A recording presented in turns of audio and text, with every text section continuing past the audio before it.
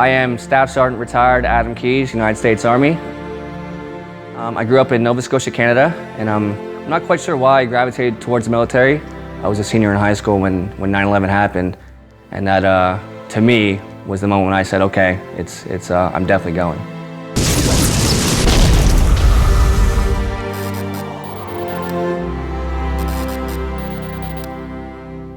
On July 14th, 2010, I'd say we were a couple hours into the mission. Everything was going as good as it could be, and we stopped approaching a nearby village. little did I know that was going to be my last day at work. Every mission you have to pay attention, of course, but we were on high alert, I would say, on this one. We approached the village when we knew was a notorious hotspot, I would say. We sort of had the order to go through the village and find this suspected ID that we thought to be there so that nobody would get hurt. Unfortunately, we were parked right on top of one we did not know of, and that's the one that hit us. My phone rang, and it was my husband, and he told me that Jesse Reed had been killed in action. And Jesse was Adam's best friend from our hometown. We knew that they were together. And then everything is blank. So my legs were still attached. They were just badly damaged. I was yelling for the guys, you know, we need a medic here, I gotta go help these guys, that kind of thing. And eventually I did try to get up to go try and help. I immediately fell back down. I got home and we waited, and we're just praying that nobody was going to come to our door.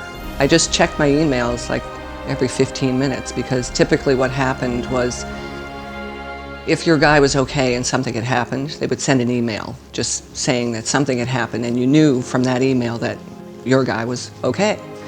So we didn't get an email that night. Phone rang, and it was Casualty Affairs from Fort Bragg, and they told me that Adam had been critically injured. However, it was 6 days before he got stateside, so that was it was just kind of being like in a haze for 6 days. I just wanted to lay eyes on him. And I arrived at the hospital, and I really wanted to see him, but I was really afraid to go in there.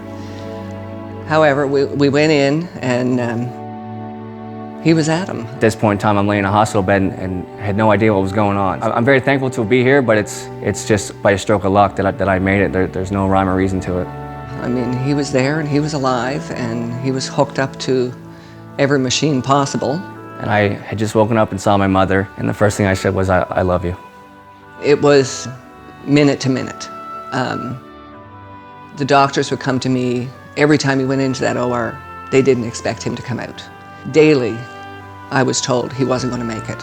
And then I had a whole issue with that, because if you can't come into that room and give me 1 ounce of hope, then I don't want you there. So when this was all happening, my mother, she lived in a hotel for... It was 5 years and 13 days till the day we walked out. It was just so stressful, and we never knew what was going to happen from 1 minute to the next. There were days I woke up and I did not want to go to that hospital. It was like, when is this nightmare going to end? I don't want to do this. I can't do this. And I would think of him laying in the hospital bed and go.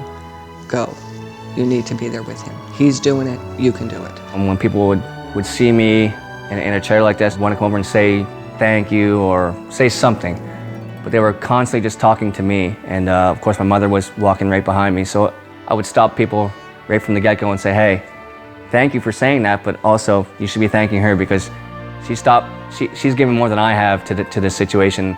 All I had to do was lay there. He's my child, and I will fight you to give him the very best that you can give him. I was missing both my legs and one of my hands, and you could sort of roll right there. You sort of roll over and give up. You could say, all right, this is it. You know, life sucks. Or you could say, you have to make the best that you can out of what you have. And those were the days when my mom was there and said, hey, Adam, that's not what you said yesterday. Pick yourself up and let's do this. Well, what I would say to my mother is, not only thank you and I love you, but certainly I appreciate what you've done, and thank you times 1,000 for not giving up and not giving in. Just be happy. Love the people that you're with. You're more of a warrior than I've ever met in the military.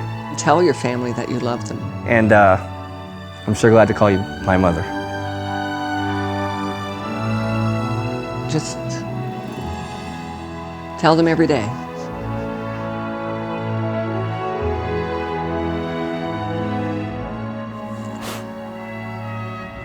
That's what I would say.